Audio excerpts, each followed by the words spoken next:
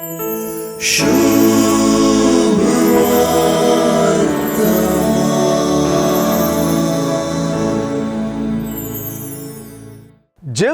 निमाण्या जेवणाच्या मेजाभोवती आपल्याच शिसानं आपणाक पराधीन करून केल्ले विंचोवणेंत एकरितीचो काळोख उदेल्लो जळकता तरी जेजूच्या उतरांनी हो काळोख मैमेन बदलूंचे विशीं बरवशा बरीत उजवाड दिसून येता.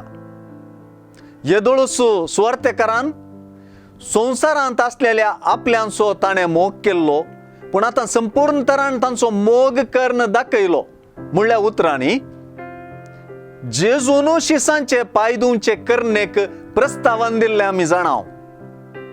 जुआंवचो 13वो अध्याय जुदासान जेजूचो सांगात सोडून वेचांत आनी पेद्रून जेजूक इन्कार करचे विशीं उल्लेख करण आखेर जाता म्हूण दिसल्यार सारकें पळयल्यार मोगा विशीं उलोवन सुरू जाल्लो अध्याय मोगा विशींच उलोवन संपता.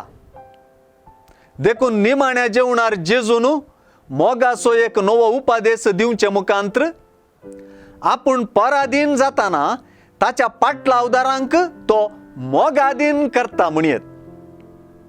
जशें हांवें तुमचो मोग केलो तशें तुमी एकामेकाचो मोग करा. एकामेकाचो तुमी मोग केल्ल्यांत तुमी मुजे शीस म्हणून सोमेस्तांक कळीत जातले म्हणल्या उतरांनी नव्या उपादेशाचे नवे साव जळकता. कित्याक हो मोग जेजून केल्ले परी करचो. हो उपादेश सर्वांक मोगाधीन करता. मोगाधीन जायनासली पराधीन मात्र करूंक शकतात. मोगाधीन जाल्ली जेजूची पाटलावदारां म्हूण दाखयतात.